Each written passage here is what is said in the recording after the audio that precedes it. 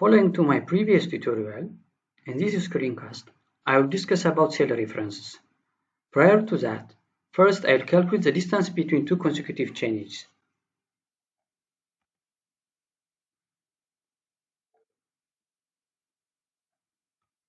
Then I will drag down up to the required limit. After that, I will insert cut and fill areas from AutoCAD drawings. Since I have already the cut and fill areas in this spreadsheet, I will copy and paste here. In order to quantify the cut and fill volume, I will use end area method, which is the distance times the areas of the two consecutive changes. However, the volume at the initial change will be 0 for both cut and fill. Therefore, the cut volume at this cell will be the distance times the average of the two areas. Now, I will discuss about cell references. There are three types of cell reference: relative reference, absolute reference, and mixed reference. By default, a cell reference is a relative reference, which means that the reference is relative to the location of the cell. When we copied a cell or a formula from one cell to the other cell, the formula will not be changed.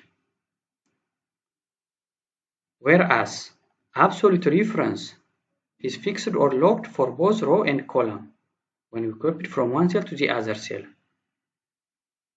A mixed reference contains both relative and absolute reference, which means that one part of the reference is fixed and the other is relative. To calculate the cut and fill volume, the distance will be kept the same, whereas the area will be changed from cut to fill sections.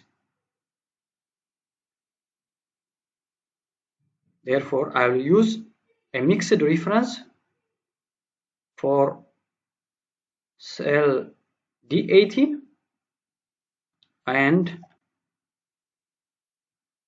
I will freeze the column by inserting the $sign and keep the other part of the formulas relative to the cell. I have dragged to the right and I will drag down up to the required limit.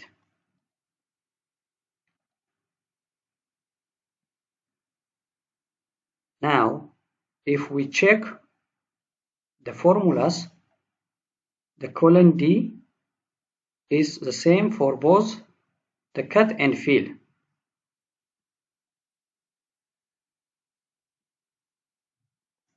Finally, we will calculate a cumulative volume by using sum functions.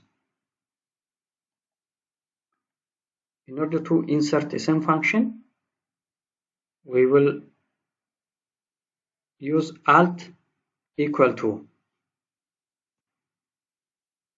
So we will insert the cut volume. Now, 0 for the initial volume will be locked and leave the rest relative to each cell. And we'll put the $sign for the row. We will drag to the right and again we'll drag down up to the required limit.